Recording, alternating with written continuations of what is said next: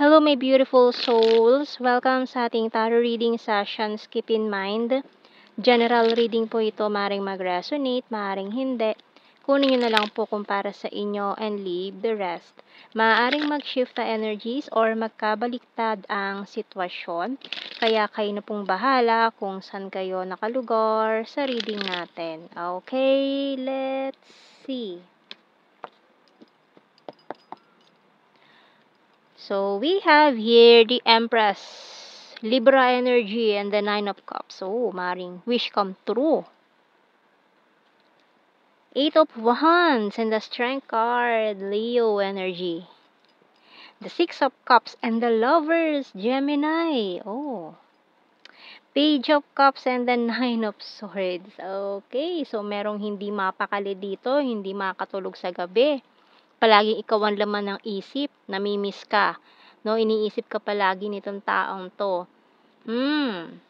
Okay, so yung bottom card natin, the Fool. Okay, so mukhang pinagsisisihan niya yung mga sorry sa words, pero mga katangahan na nagawa niya before. Ayan, so kumbaga sinisisi niya yung sarili niya ngayon. Dahil sa mga nagawa niya before. Ngayon, parang gusto niya ibuhos sa'yo lahat ng atensyon niya. Sayong-sayo lang ang atensyon niya. Okay? So, doon taon to talagang mukhang umiyak-iyak pa siya every night, hindi makakatulog. Kasi iniisip niya yung mga ginawa niya sa yung kabaliwan, katarantaduhan, mga ganyan na ginawa niya. So, tingnan natin anong message ng Archangel natin dito.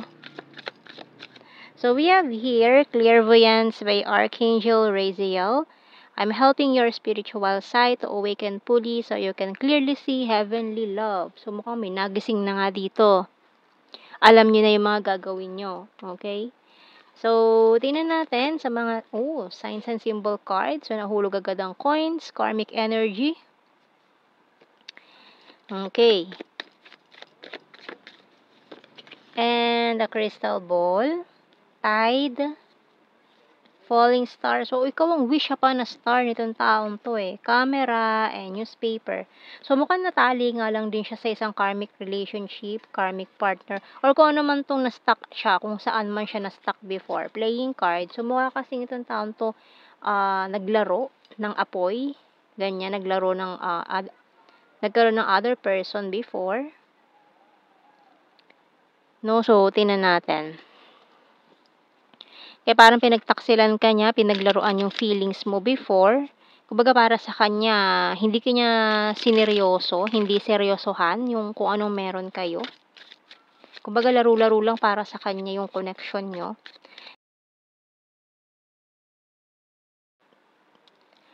Then, huli na yung lahat nung na-realize niya na nahulog pala siya sa'yo, na-fall siya sa'yo ng totoo. I'm a liar. Okay, ayan.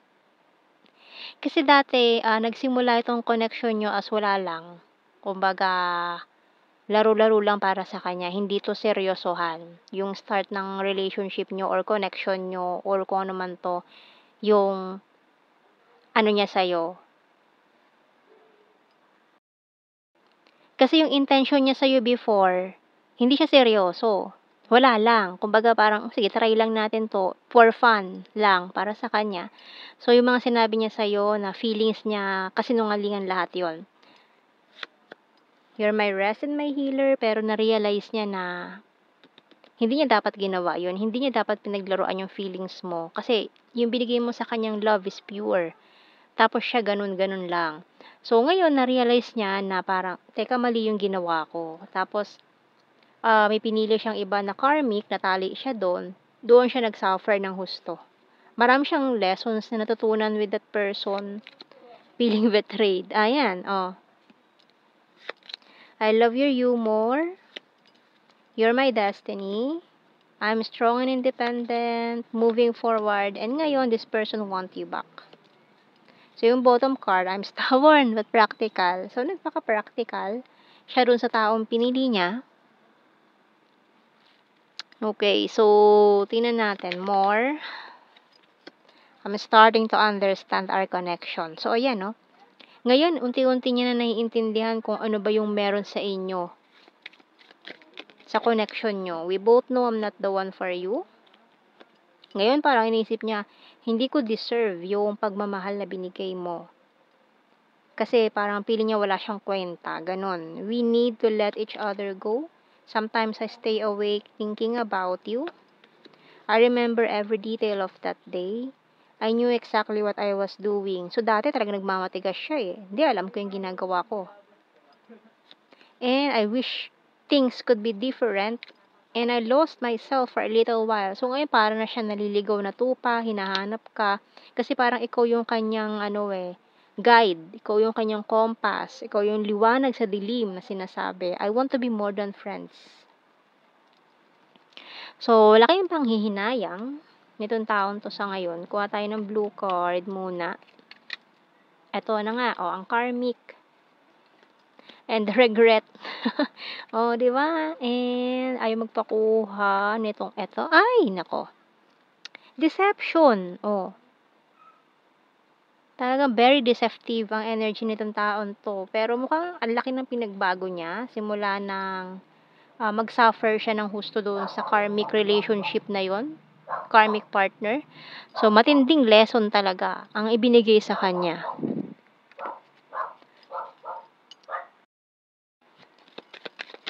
Kuha tayo ng mga initials natin.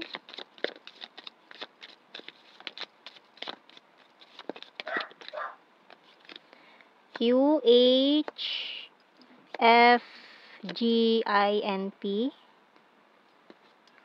E, X, J, U, W, bottom card. And let's see sa ating general signs and messages. So, mga keywords na lang to ha. Hindi na natin kailangan i-explain kasi madali naman maintindihan ang ating mga keywords. Okay, summer. So, maaaring may mga memories kayo together nung summer na malaki ang impact sa kanya. Kaya para talagang nagpa-flashback yon sa memory niya. We have here August, so mga special months, monthsary, birth month, ganyan, beach. Mukhang marami kayong pinagsamahan ng beach sa summer, sa mga beach, ganyan. And May. Sarcastic, crazy for you, animal lover, twin flame, okay. Need more signs, nature lover. So, maaaring mga nature trippings yung mga gusto ninyong gawin na pinagsamahan nyo before, mga bondings nyo, ganyan.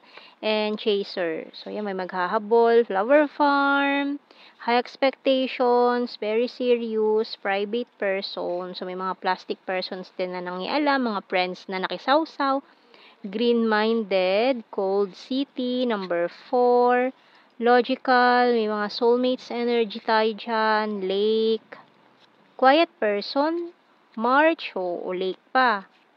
Hindi lang beach, ang mga pinuntahan nyo siguro. National Capital Region, rainy season, and karmic relationship. Again. So pinagsisihan niya talaga yung karmic na yon. Malaking lessons in life. Talagang, kumbaga,